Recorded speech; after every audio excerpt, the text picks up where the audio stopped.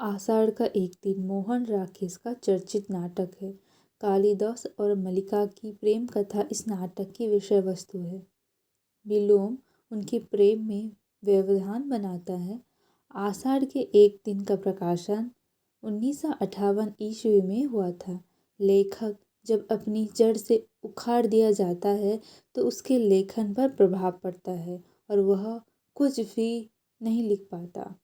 कालिदास को जब मल्लिका से दूर कर दिया जाता है तो वह कुछ नहीं लिख पाता, किंतु मल्लिका के सानिध्य में उसकी लेखन शक्ति में जो उर्वरपन रहता है वह उससे कट जाने पर नहीं रहता।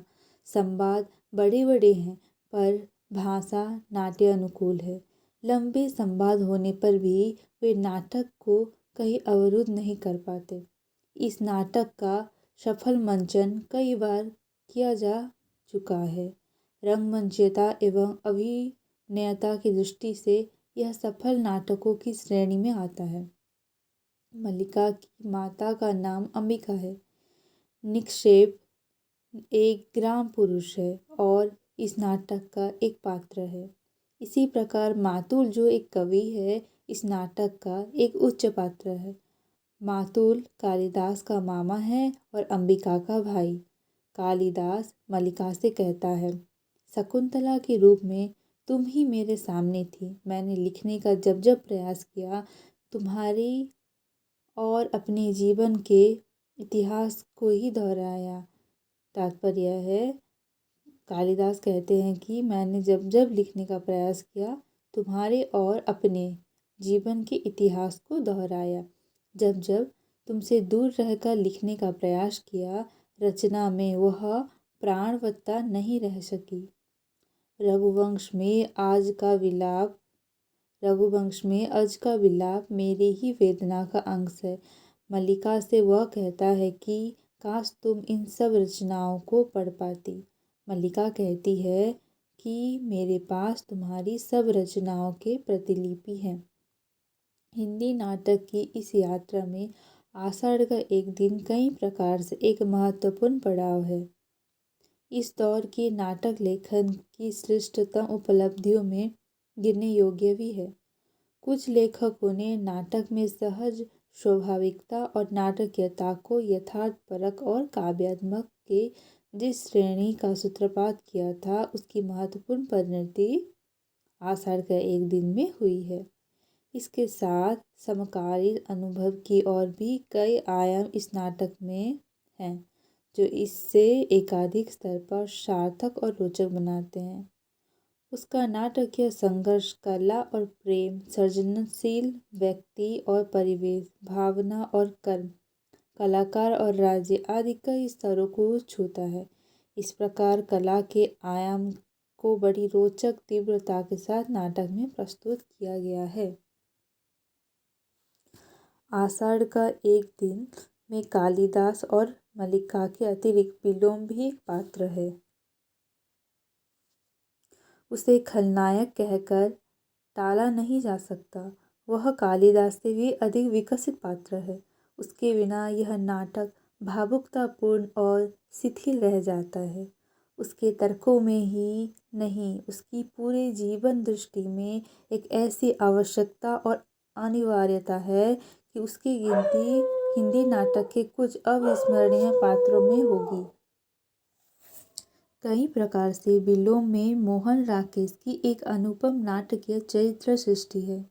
पात्रों में विसदृशता के दो अन्य रोचक रूप हैं। इस नाटक में मल्लिका की माँ अंबिका और कालिदास का मामा मातुल दोनों बुजुर्ग हैं। नाटक के दो प्रमुख तरुण पात्रों के अभिभावक दोनों ही अपने अपने प्रतिपालितों से असंतुष्ट बल्कि निराश हैं। फिर भी दोनों एक दूसरे से एकदम भिन्न बल्कि लगभग विपरीत।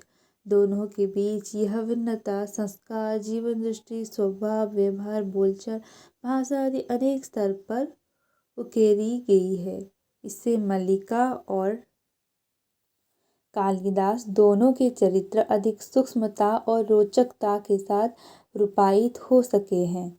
ऐसी ही दिलचस्प विसदृशता निक्षेप और कालिदास तथा मल्लिका और प्रियंगु मंजरी के साथ बीच में रची गई है। इस तरह बहुत संयत और प्रभावी ढंग से व्यंग और सूक्ष्म हास्य के साथ समकालीन स्थितियों की अनुगूंज पैदा की गई है। रंगिणी और संगिणी और अनुस्वार और अनुनासिक की दो जोड़ियों के द्वारा यह थोड़ी ही देर के लिए आते हैं पर बड़ी कुशलता से कई बातें व्यंजित कर जाते हैं। वास्तव में आषाढ़ का एक दिन का लेखन और प्रदर्शन दोनों ही स्तर पर व्यापक सफलता का आधार है। उसकी बेहद सधी हुई, संयमित और सुचिंतित पात्र योजना, इसमें कोई आश्चर्य की बातें नहीं कि आषाढ़ का एक दिन पिछले 30-32 वर्ष में देश के अनेक भाषाओं में अनेक केंद्रों में बार बार खेला गया है और अब भी उसका आकर्षण चुका नहीं है। नाट्य रूप की दृष्टि से आषाढ़ का एक दिन सुगठित यथार्थवादी नाटक है जिसमें बाह्य ब्योरे की बातों से अधिक परिस्थिति के काव्य को अभिव्यक्त करने का प्रयास है। शायद हिंदी का यह पहला यथार्थवादी नाटक है जो बाह्य और आंतरिक यथार्थ की समन्वित और अंतर्द्वंद को संवेदनशीलता के साथ देखता और प्रस्तुत करता है। नाटक में कार्य व्यापार के संयोजन में गति पर्याप्त तीव्र ही नहीं है, उस तीव्रता के साथ लय की विविधता भी है। विभिन्न भावों और स्थितियों को, विभिन्न पात्रों को इस प्रकार आमने सामने रखा गया है कि वे अपने आप में नाटक के प्रभाव उत्पन्न करते हैं और परिवर्ती परिणति को भी यथासंभव अनिवार्य विश्वसनीय बनाते हैं। फिर भी तीसरे अंक में मल्लिका के स्वागत भाषण और कालिदास के लंबे एकालाप में गति का संयोजन ठीक नहीं रहा, बल्कि कालिदास का प्रवेश जितना नाटकीय है उसका परवर्ती भाषण उतना ही उद्घाटनमूलक होने के कारण तीव्रता को कम करता है।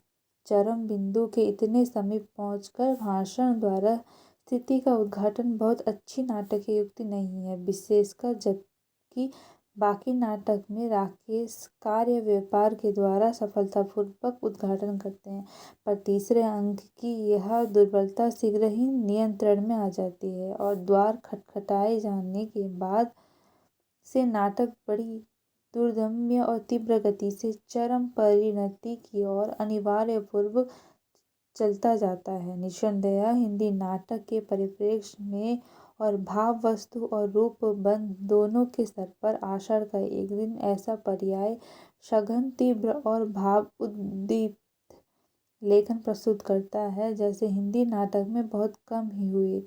उसमें भाव और स्थिति की गहराई में जाने का प्रयास है और पूरे नाटक एक साथ कई स्तरों पर प्रभावकारी है। बिंबों के बड़े प्रभावी नाटकीय प्रयोग के साथ साथ उसमें शब्दों की अपूर्व मितव्ययता भी है और भाषा में ऐसी नाटकीय काव्य हैं जो हिंदी नाटकीय गद्य के लिए अभूतपूर्व है। एक बात और, हिंदी के ढेरों तथाकथित नाटकों से आषाढ़ का एक दिन इसलिए मौलिक रूप से भिन्न है कि उसमें अतीत का ना तो तथाकथित विवरण है, न पुनरुत्थानवादी गौरवगान और ना ही वह कोई भावुकतापूर्ण अति नाटकीय स्थितियाँ रचने की कोशिश करना उसकी दृष्टि से कही जाए तो आधुनिक और सूक्ष्म है, जिसके कारण वह सही अर्थ में आधुनिक हिंदी नाटक की शुरुआत का सूचक है। आज के लिए इतना ही। आषाढ़ का एक दिन नाटक। धन्यवाद।